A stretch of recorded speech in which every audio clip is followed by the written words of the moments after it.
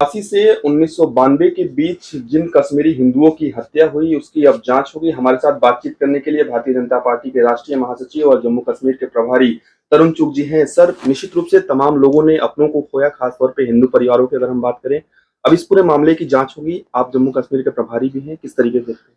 काफी समय से कुछ परिवार गुहार लगा रहे थे कि उन्हें न्याय नहीं मिला है। न्याय मिलना और न्याय दिलाना ये सबसे बड़ा कार्य है और मैं इसको स्वागत योग्य समझता हूं। ये एक स्वागत योग्य कदम है कि 3 यातनापूर्ण दशक अब्दुल्ला, मुफ्ती व गांधी नेहरू परिवार के समय के ये 3 दशक बताने के बाद आज स्वर्गीय न्यायाधीश नीलकंठ गंजू हत्याकांड की जांच शुरू कर दी गई है।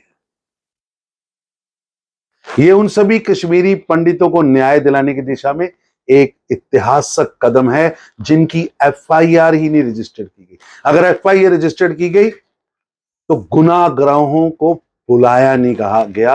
अगर गुनाहगार पकड़े गए तो गवाह पेश नहीं होने दिए गए। जिन्होंने आतंकवाद के समय में राष्ट्र के ध्वज को पकड़ के रखा, अपनी जानें गवाई, उन्हें वहां की मानसिक कुंठित सरकारों ने न्याय नहीं दिलाया और ये एक श्लाघा योग्य कदम है। उन्हें न्याय मिलना चाहिए। जो दोषी हैं उन पर कठोर कार्रवाई होनी चाहिए। सर, एक लंबा वक्त बीत गया, ऐसे में अब जांच की जाएगी। आपको लगता है कि जल्द से जल्द कहीं ना कहीं पीड़ितों को न्याय मिल पाएगा? निश्चित रूप से ये न्याय मिलना चाहिए। जिस तरह 1984 के कत्लो गारत में शामिल दोषियों को सजा मिल रही है, उसी तरह जिन्होंने 89 से 94 तक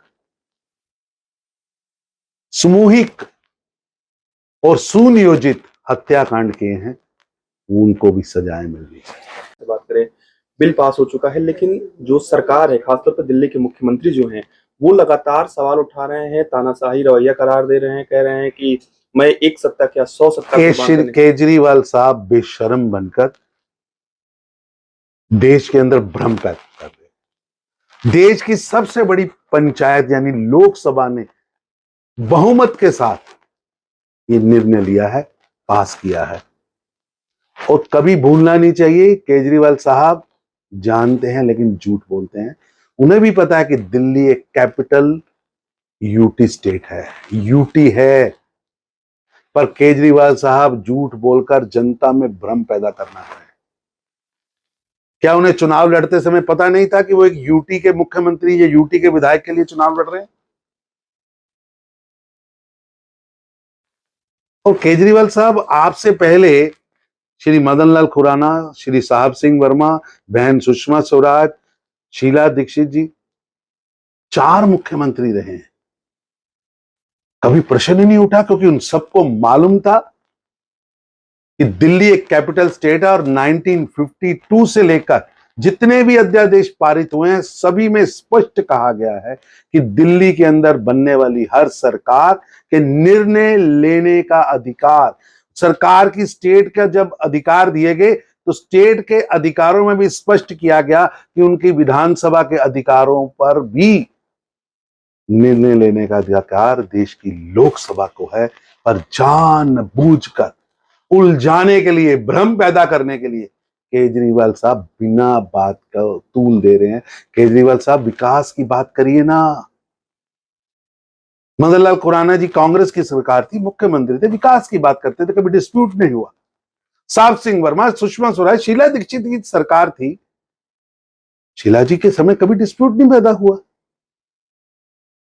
पर मैं हैरान हूं, ऐसा क्या चाहते हैं केजरीवाल साहब? क्यों उन्हें लगता है कि विजिलेंस की फाइलें और ये सब फाइलें उन्हें देखने का अधिकार होना चाहिए, पोस्टिंग का अधिकार होना चाहिए? भ्रम पैदा कर रहे हैं। और कभी मत भूलिए कि दिल्ली एक कैपिटल यूटी है। धन्यवाद। 80 से 1992 के बीच जिन कश्मीरी हिंदुओं की हत्या हुई उसकी अब जांच होगी। हमारे साथ बातचीत करने के लिए भारतीय जनता पार्टी के राष्ट्रीय महासचिव और जम्मू कश्मीर के प्रभारी तरुण चुग जी हैं। सर, निश्चित रूप से तमाम लोगों ने अपनों को खोया, खासतौर पे हिंदू परिवारों की अगर हम बात करें, अब इस पूरे मामले की जांच होगी। आप जम्मू कश्मीर के प्रभारी भी हैं, किस तरीके से? काफी समय से कुछ परिवार गुहार लगा रहे थे कि उन्हें न्याय नहीं मिला है। न्याय मिलना और न्याय दिलाना ये सबसे बड़ा कार्य है और मैं इसको स्वागत योग्य समझता हूं। ये एक स्वागत योग्य कदम है कि 3 यातनापूर्ण दशक